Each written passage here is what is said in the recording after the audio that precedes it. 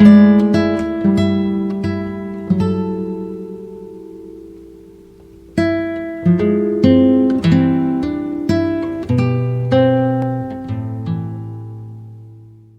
amados irmãos, vamos abrir a Escritura no Evangelho do nosso Senhor e Salvador Jesus Cristo, segundo o registro de Lucas, no capítulo 12.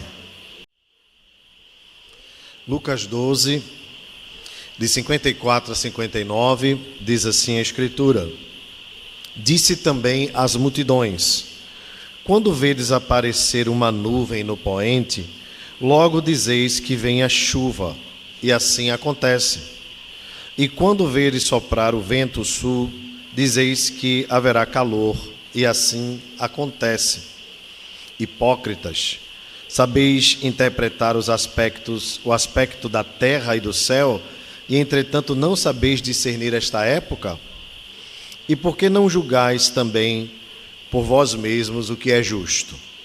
Quando fores com o teu adversário ao magistrado, esforça-te para te livrares desse adversário no caminho, para que não suceda que ele te arraste ao juiz, o juiz te entregue ao meirinho e o meirinho te recolha à prisão. Digo-te que não sairás dali enquanto não pagares o último centavo. Até aqui, meus irmãos, vamos orar. Senhor, te louvamos por tua palavra, te agradecemos pelo grande privilégio de podermos abri-la publicamente, lê-la em nossa própria língua e termos a liberdade, Senhor, de podermos cultuar ao Senhor com as portas abertas. Te agradecemos por este grande privilégio e te rogamos que no nome do Senhor e pela ação do teu Espírito, a tua palavra possa encontrar um lugar especial em nossos corações nesta noite. Em nome de Jesus. Amém. Queridos, nós estamos vivendo tempos bem instáveis, né? No nosso clima. Eu lembro que há pelo menos 2 semanas antes do acampamento, né? Nós estávamos aqui com vários irmãos se abanando de calor, né? E hoje a diaconia providenciou a colocação de ar-condicionado central. Vocês estão percebendo, né? A nova central de ar-condicionado. Hoje eu estou vendo alguns ventiladores desligados, né? Então, quando a gente sabe que está chegando o finalzinho de março, como diz a canção, né? As águas de março vêm fechando o verão, a gente já percebe e sabe que é o período chuvoso. Há um discernimento natural, a gente sabe que pode variar um pouco, mas nós sabemos que este é o período das chuvas mesmo, né? E quando a gente está conversando com as pessoas sobre o clima, o tempo, né? A gente diz, está chovendo muito, mas é o tempo dela, né? A gente costuma dizer essas coisas. Aqui a gente tem essa noção, no sertão, por conta da estabilidade do tempo, que via de regra, majoritariamente é seco, é árido, é que se conhece ainda mais, porque a expectativa única do sertanejo, quando a terra está muito seca, é que vem a chuva. E você já deve ter ouvido falar sobre os profetas do sertão. Os profetas do sertão são grupos de sertanejos que são agricultores e que ficam a observar pela própria criação, né, pela própria natureza, o período que a chuva vem. Não apenas eles fizeram isso, mas a própria cultura popular já nos ensinou que o mandacaru, quando fluora na seca, na seca, né, é o sinal que a chuva chega no sertão. Então a observação natural é muito comum para a expectativa das chuvas aqui no sertão do Nordeste. Os profetas da chuva, né, conhecidos como profetas da chuva, eles se reúnem anualmente para observarem esse período, geralmente na região do Ceará, no sertão do Ceará, na região de Quixadá. E o que é que eles mais observam quanto a isso? O comportamento dos animais. Então eles observam os ninhos de aves, né, como o boé e a iraúna. Também até mesmo observam o comportamento das formigas e se o formigueiro está limpo ou não, e eles conseguem ver ali alguma previsão de chuva. A aparição de borboletas pretas também, para eles, é um sinal de que a chuva está chegando. Há também, como a gente já comentou, o florescimento do mandacaru e da resina do angico, também que é usada por eles para a observação da chegada das chuvas. Há também experiências tradicionais, a leitura da natureza, a questão dos trovões, por exemplo, né? A gente vivenciou agora no acampamento um fenômeno curioso, né? Quando a gente chegou lá, o caseiro disse assim: vai dar tanajura. Agora, por que vai dar tanajura? Porque deu relâmpago. E quem é que explica por que dá relâmpago e a tanajura sai da terra, né? E a gente consegue pegar, inclusive comemos lá a iguaria, estava uma delícia, por sinal, né? Muito bem preparada pelo nosso irmão Aloísio, catadas pelo presbítero Franklin. Então foi um negócio feito pelos oficiais da igreja, né? É coisa santa, coisa nobre, viu? E nós comemos com farinha, foi uma delícia, né? O presbítero catou, o diácono cozinhou e o pastor comeu. Glórias a Deus, né? Há também as datas comemorativas, né, para a religião católica, como o dia de São José, 19 de março, eles também aproveitam para observar o tempo. Acontece então essa prática porque a expectativa da chuva é muito grande, né, para eles, e a necessidade das chuvas para a plantação. Aqui a gente no máximo tem a APAC, né? E a APAC a gente fica assim muito preocupado quando vem alguma informação da APAC, né? Porque nem sempre dá certo, né? A gente tem muito respeito pelos estudiosos, mas nem sempre dá muito certo. Uma coisa que a gente observou, talvez até mesmo no período da pandemia, que notamos, é que a ciência moderna, ela tem cada vez mais caminhado para exames típicos de laboratório, né? Exames randomizados e tudo mais. E eu, acompanhando alguns médicos, ouvi a crítica de que muitos deles esqueceram de uma técnica antiga que era muito utilizada pelos cientistas e que sempre deu certo, que é a observação. A observação foi o principal método de se fazer ciência na antiguidade. Os cientistas não eram formados basicamente em laboratórios, mas eles eram formados na rua, observando o comportamento de pessoas, de animais, da fauna, da flora, enfim. Muitos deles faziam ciência sentados embaixo de uma árvore, observando como as coisas acontecem.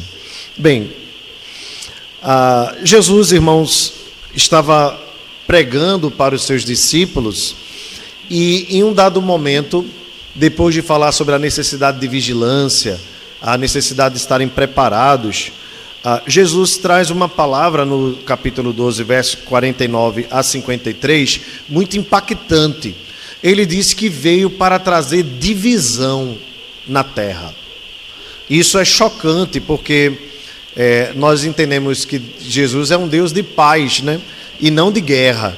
Mas o que Jesus estava querendo alertar é que o fato de muitos crerem nele levantaria a ira e a falta de empatia dos outros que não creriam, e automaticamente poderia haver numa mesma casa 2 que viessem a crer e 3 que não. Isso naturalmente causaria algum tipo de dissensão, algum tipo de facção, de divisão entre eles. Observe, por exemplo, o que ele diz no verso 52, ainda no capítulo 12, verso 52. Ele diz: porque daqui em diante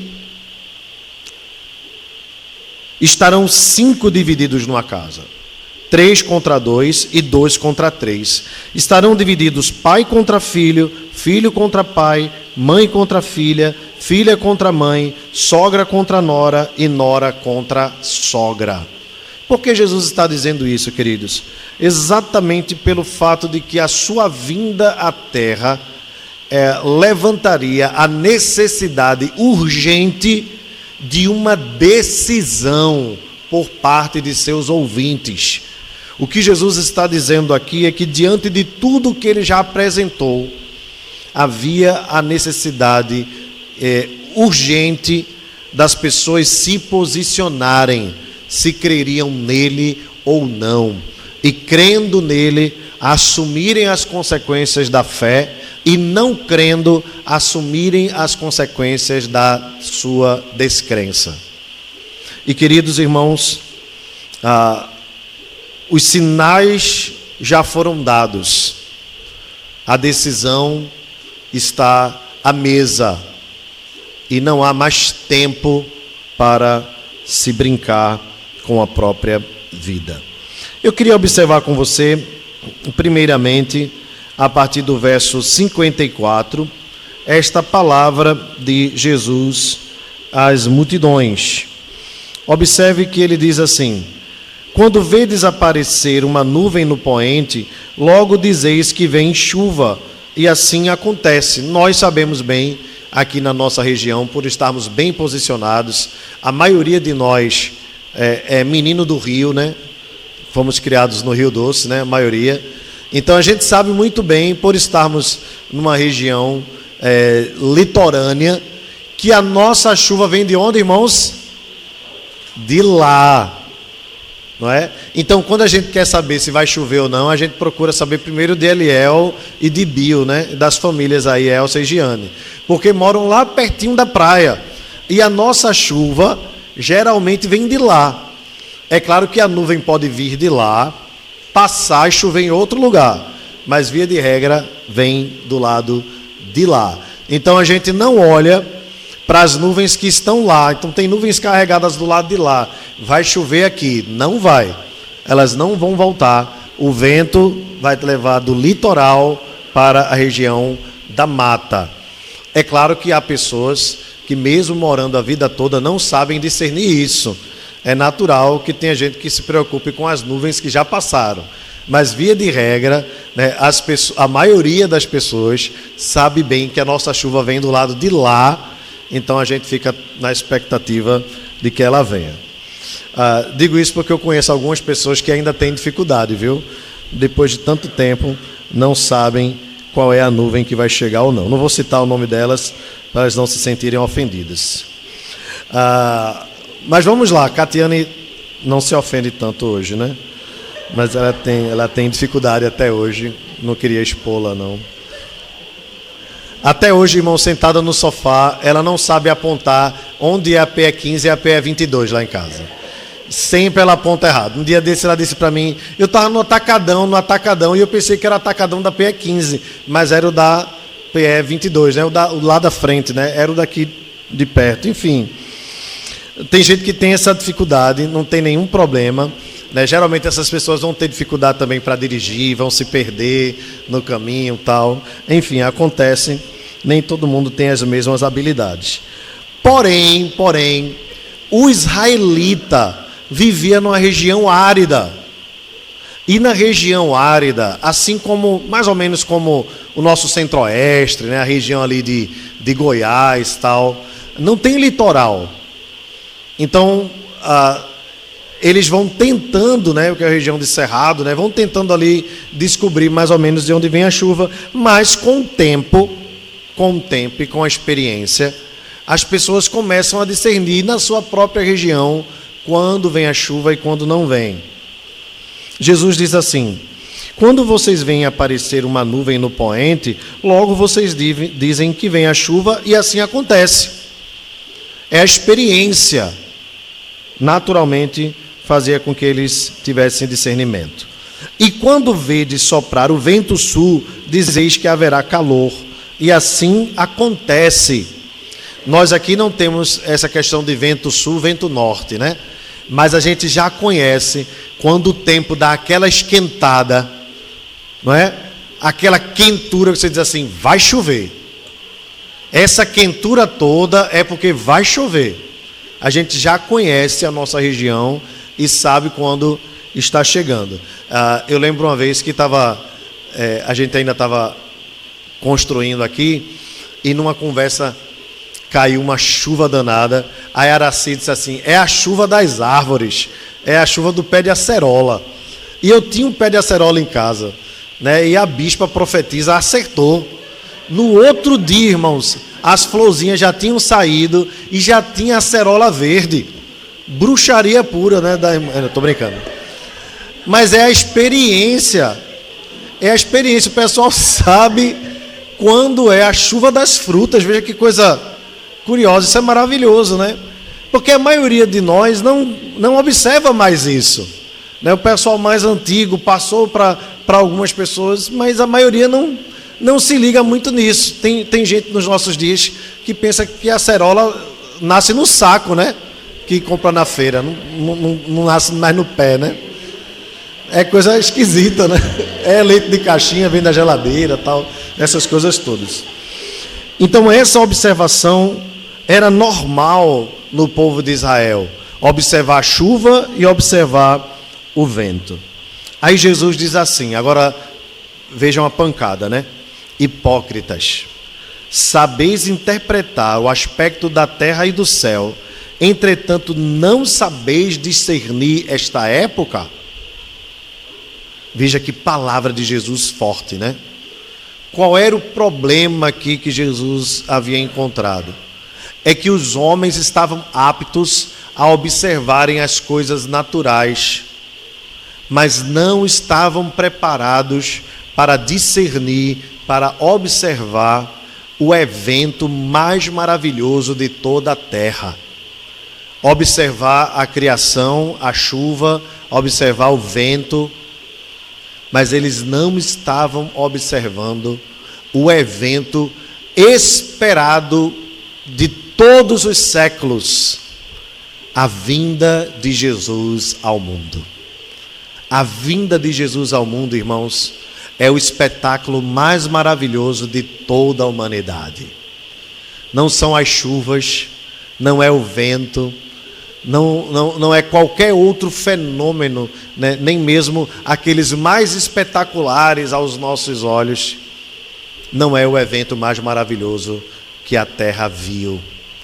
O evento mais maravilhoso de toda a terra foi a vinda do Deus, o Deus de todos os tempos, que se tornou homem para habitar entre nós, para pisar nesta terra que foi amaldiçoada por causa dos nossos pecados. Os homens tinham capacidade de discernir sinais do tempo comum, sinais da criação, sinais da natureza, mas os seus olhos estavam fechados para observar todos os sinais, prodígios, maravilhas que Jesus havia operado por meio dos seus milagres. Nós estamos no capítulo 12 do Evangelho de Lucas e Jesus já havia curado coxos, enfermos, Jesus já havia curado, feito cegos enxergar. Jesus já havia operado diversos sinais que apontavam para Ele como Senhor e Salvador dos pecadores, mas os homens permaneceram sem discernir a época mais maravilhosa do mundo. Meus irmãos, não houve época mais maravilhosa que esta terra vivenciou depois do pecado e até a sua consumação. Foi a época que Jesus pisou nesta terra.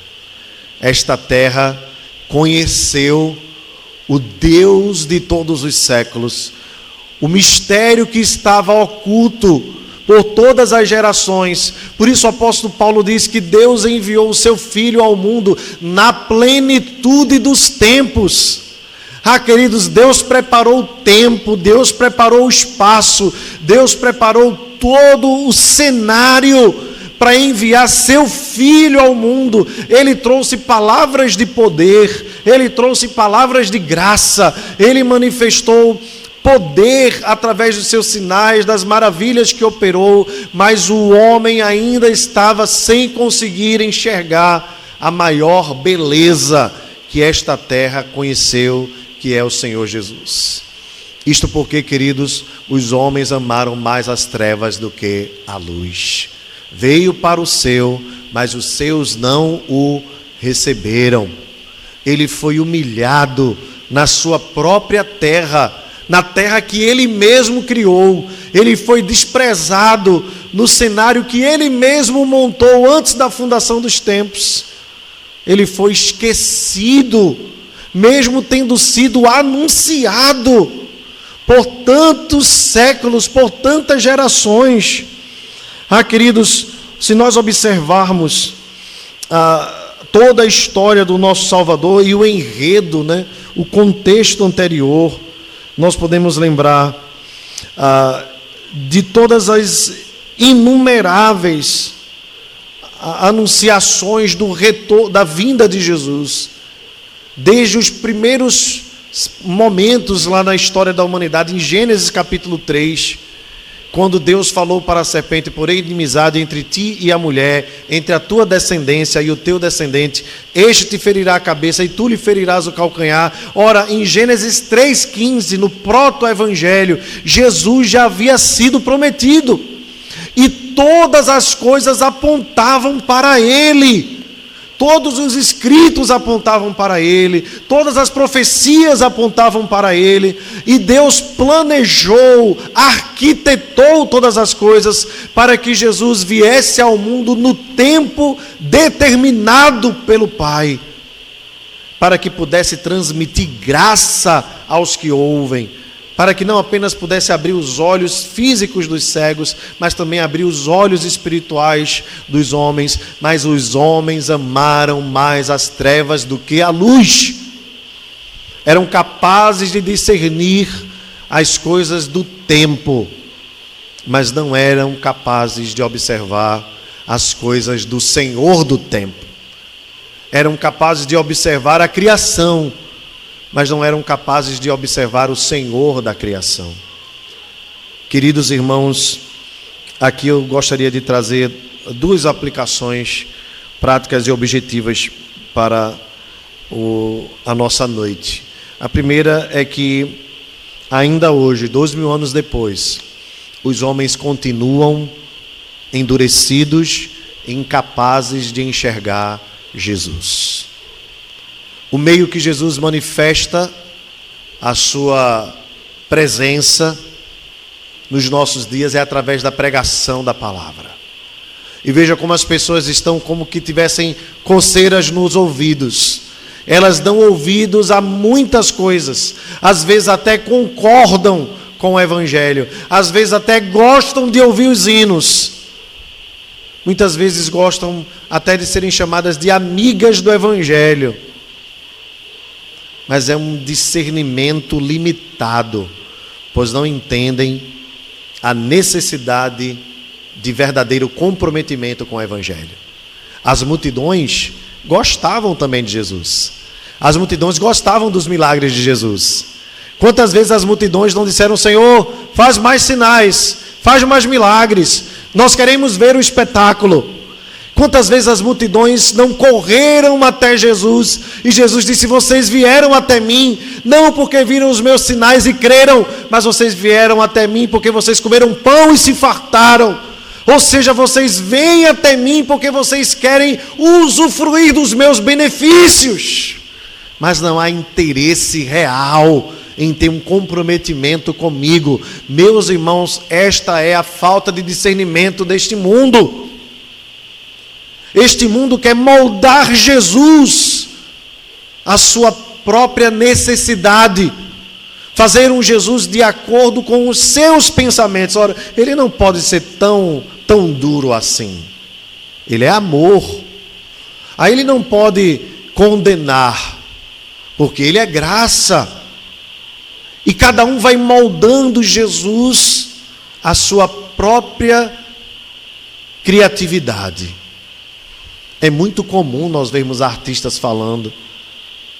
Essa semana eu vi uma que já participou de uma igreja neopentecostal, disse assim: não concordo, agora eu vivo Jesus do meu jeito. Essa ainda foi corajosa para falar. Mas quantos hoje se dizem cristãos e querem viver o evangelho do seu jeito, à sua maneira, moldando Jesus aos seus valores, moldando Jesus ao seu jeito, colocando Jesus dentro da sua caixinha, como se Jesus se encaixasse em qualquer vaso sujo. Meus irmãos, o discernimento, a falta de discernimento nos nossos dias é muito grande, muito grande. Uma outra aplicação que eu gostaria de trazer é a necessidade de nós, como igreja do Senhor, sermos aqueles que pregam o verdadeiro evangelho.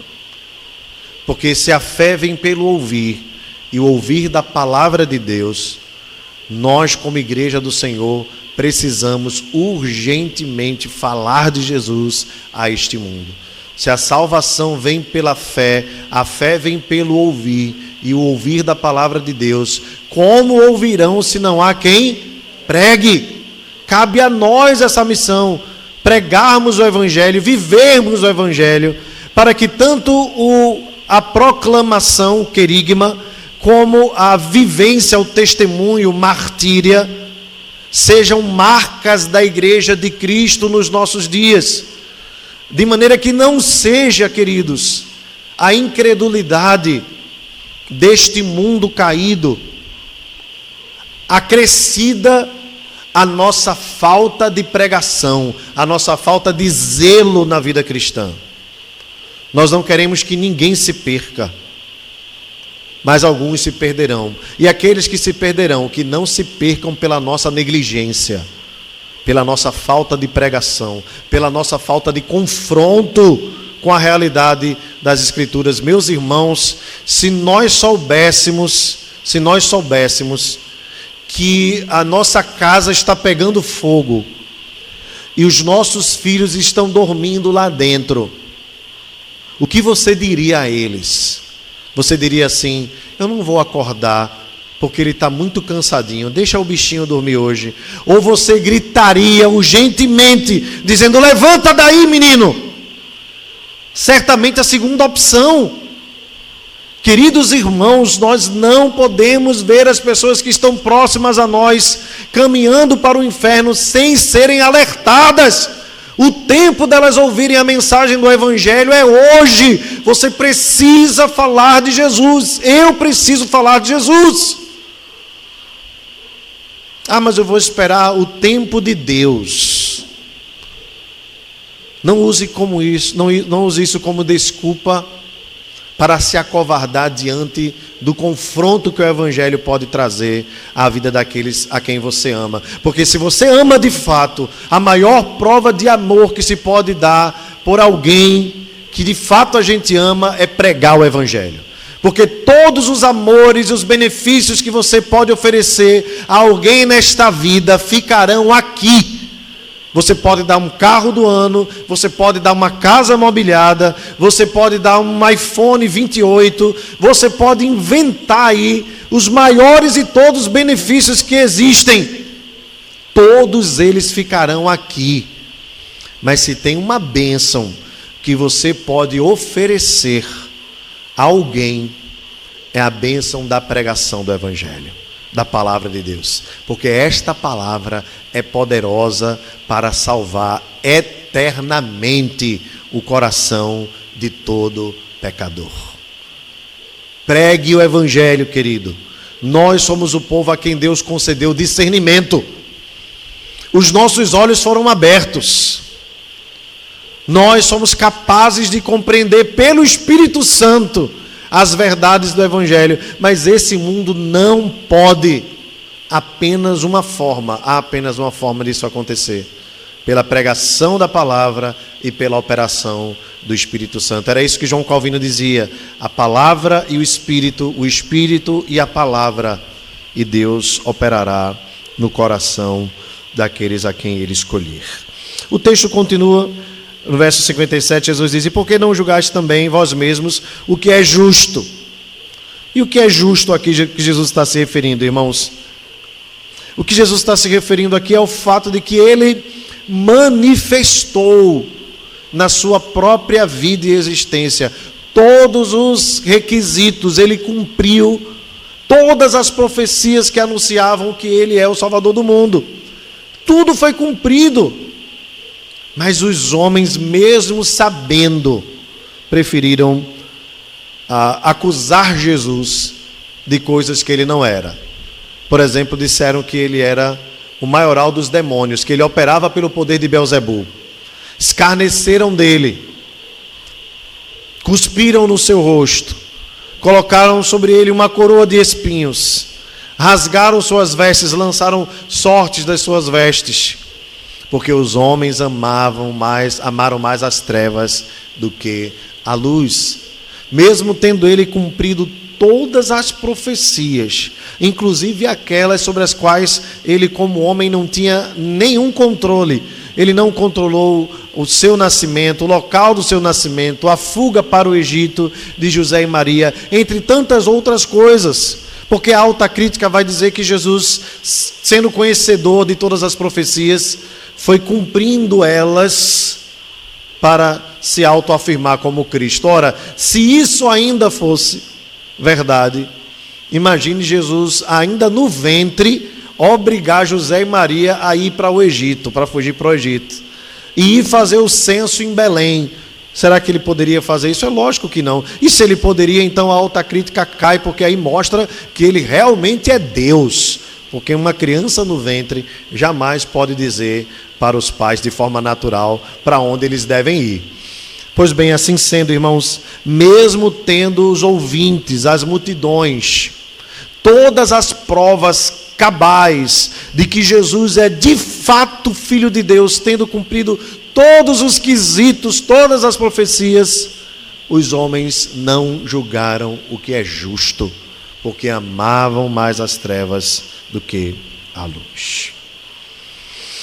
Meus queridos irmãos, nos versos de 58 a 59, Jesus então traz uma palavra sobre a importância do homem urgentemente se reconciliar com Deus, antes que seja tarde demais. Ele diz assim: quando fores com teu adversário ao magistrado, isso aqui, claro, é Jesus usando uma linguagem de parábola, né?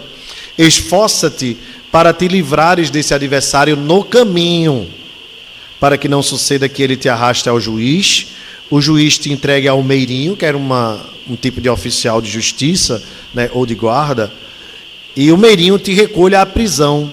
Digo-te que não sairás dali enquanto não pagares o último centavo. Nós observamos aqui, pelo próprio contexto, que isso não é uma palavra que Jesus usa com literalidade, mas é um tipo de parábola, um tipo de figura que ele usa para apontar para a urgência da reconciliação com Deus do homem. Observe, ele diz assim: quando fores com teu adversário ao magistrado, alguém que ia resolver alguma causa diante do magistrado, poderia tentar resolver a situação antes que a coisa chegasse até a mesa do juiz, porque após a chegada da mesa do juiz só sai de lá com uma sentença, só sai com uma sentença. Você já deve, talvez, eu nunca recebi, mas talvez você já tenha recebido alguma intimação. Se você já recebeu a intimação, você sabe como é ruim a sensação, não é verdade? Ainda que, não é o caso aqui do texto, né? Ainda que você seja inocente, mas receber uma intimação em casa é algo muito, muito ruim para o emocional, para o coração. Se for uma intimação para ir para uma delegacia, já é constrangedor. E se for uma intimação para ir já para o juiz, é que a coisa é mais constrangedora ainda, que você sabe que pode haver alguma coisa lá e você pode sair condenado daquela situação. Há uma fase no processo judicial onde há um juiz de paz em algumas situações, há também situações em que as coisas são levadas às pequenas causas, há também alguma forma de você já chegar com algum tipo de acordo feito pelas partes para que não precise chegar até uma situação mais difícil. A questão aqui, irmãos, é mais séria do que a gente imagina. Deus, aqui na parábola, é o magistrado, é o grande juiz. E ao mesmo tempo, ele se torna nosso adversário. A nossa situação não é fácil, porque nós pecamos contra Deus e nós nos tornamos inimigos de Deus, nós ofendemos a Deus, e não há como nós resolvermos isso com as nossas próprias forças. A Bíblia diz, irmãos, que todos pecaram e destituídos estão da glória de Deus. A Bíblia também nos diz que não há justo nenhum sequer, que todos se extraviaram. Então esse texto se aplica a todos nós, a todos os seres humanos. Haverá um dia que nós nos apresentaremos diante do grande juiz de toda a terra, o grande magistrado, o supremo Senhor de todo o universo. E nós estaremos diante dele em juízo. A Bíblia diz que após a morte segue-se o juízo. Todos nós iremos participar do tribunal de Deus. E o tribunal, irmãos, como todo tribunal, ele rege diante de uma lei. A lei, queridos, é a lei de Deus, é o decálogo, são os 10 mandamentos. Agora imagine você diante de Deus, você e Deus, e sendo apresentado pelo promotor a lista dos teus pecados, o rolo, o grande rolo, né, dos nossos pecados. Qual seria a sentença final, queridos? Você acha que seria salvo ou condenado? O que você acha a respeito de você mesmo? Lembre-se que a Bíblia diz que um só pecado nos faz transgredir toda a lei. Toda a lei. Um só pecado. Você já pecou alguma vez na vida? Uma vez só? Você já é tão condenado quanto qualquer outro assassino, como qualquer outro ladrão. Um só pecado. Por isso a Bíblia diz assim, que a letra mata, mas o Espírito vivifica. O que é a letra mata? Você já deve ter ouvido alguns irmãos dizendo assim, olha, está vendo? A Bíblia diz que a letra mata. Então, acaba com essa história de estudar teologia. Para de ler tanta Bíblia, porque a letra mata. A letra ali não tem absolutamente nada a ver com a leitura bíblica e nem com teologia. A letra ali é a letra da lei. A letra da lei. Se você pecar apenas numa letrinha da lei, um tiozinho, você já é condenado eternamente e já quebrou toda a lei. Então a lei nos condena. Por isso que a letra mata. Mas onde abundou o pecado, superabundou a graça. O Espírito nos vivifica. A letra mata e o Espírito vivifica. Mas observe a nossa situação diante da lei de Deus. Quando nos é apresentada a lei de Deus, nós vamos lidar automaticamente com a situação de desespero. Porque o juiz é justo. Não vai deixar escapar nada. Ele não coloca para debaixo do tapete. Ele não usa de 2 pesos e 2 medidas. Ele não faz isso. Eu sei que nós estamos acostumados com alguns juízes. Alguns terríveis, né? Que são capazes de condenar pessoas que deram R$500 para alguém ir para uma passeata. Mas quando cai 139 milhões na conta da esposa, eles esquecem.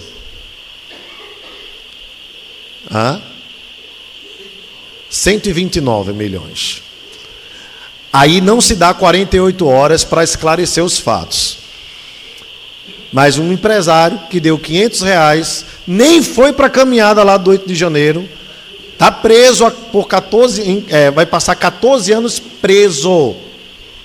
Nós conhecemos muito bem, irmãos, 2 pesos e 2 medidas nesse país. Esses são alguns exemplos, alguns. Esqueça qualquer concepção de juízo observando o nosso país. O Deus dos céus é justo. o justo juiz de toda a terra. Ele não vai nem além nem aquém. Ele vai cobrar a medida que foi estabelecida por ele mesmo. Ele é o justo juiz de toda a terra.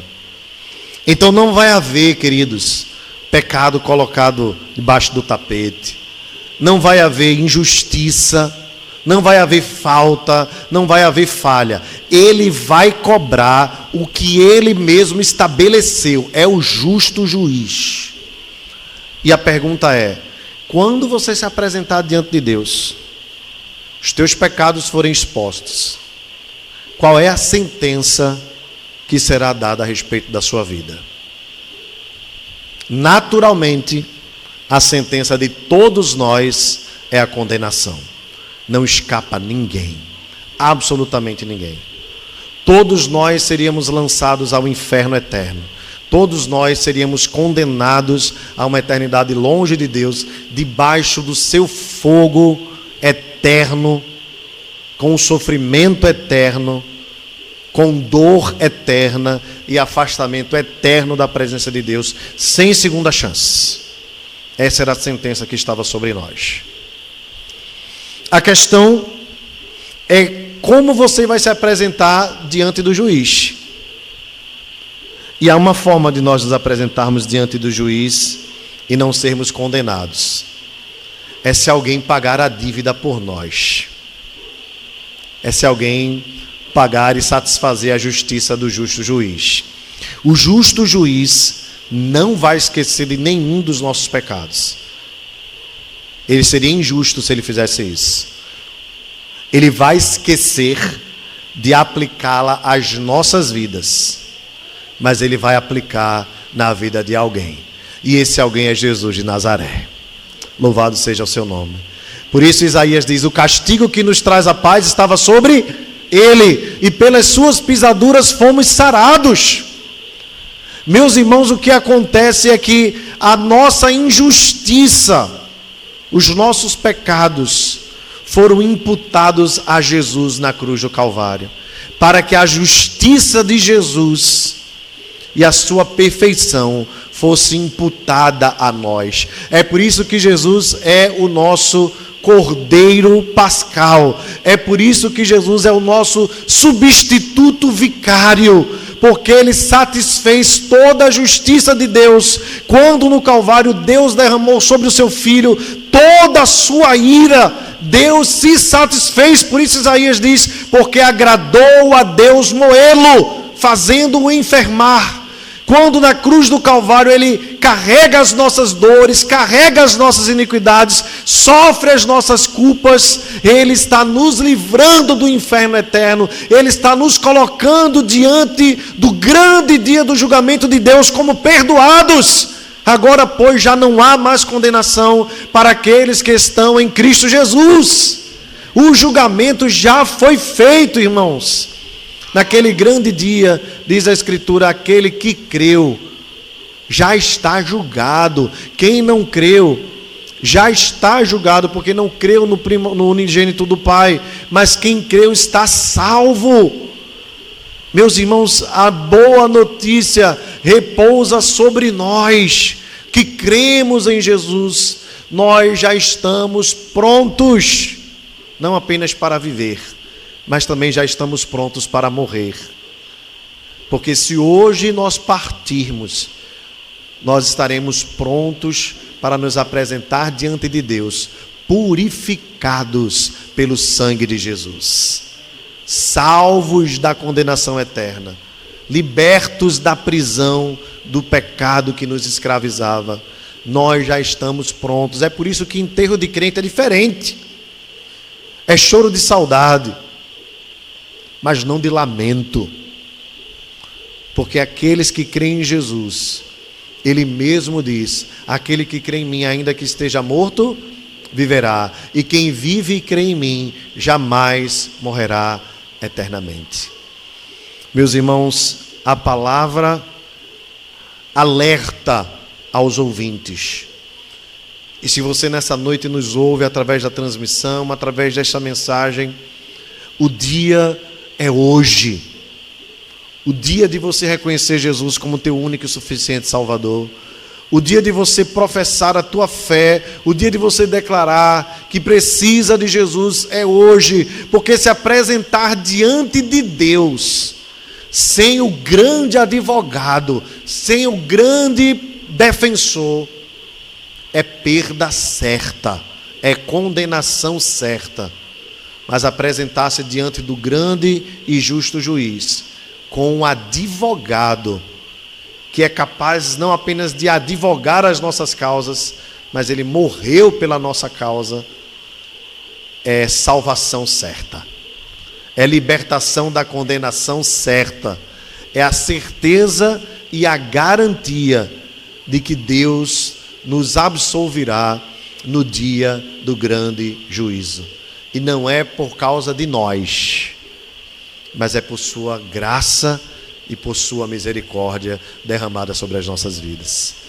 Essa bênção é fruto da graça e vem por meio da fé. E nesta noite você precisa crer em Jesus, pois quem crê está salvo, quem não crê está condenado. Vamos ficar de pé.